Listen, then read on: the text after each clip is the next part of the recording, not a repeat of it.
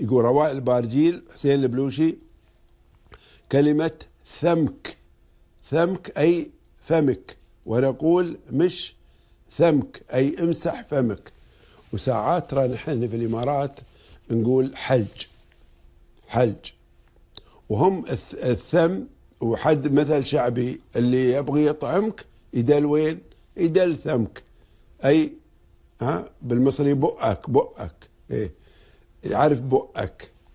فكل الكلمات اللي عاطلنا اليوم ثمك اللي هي فمك باللغة العربية الفصحى، ونحن ساعات نقول حلج، وساعات مو بلازم المقدمة، ساعات يقول لك اليوم يا أخي ما بقادر أرمس حلجي يعورني، هو ما يقصد المقدمة، يقصد اللوز وما جاورها من أشياء. هي في لسان، ما أدري ليش مسمين لسان الموت. ليش مسمين لسان الموت؟ ما أدري والله.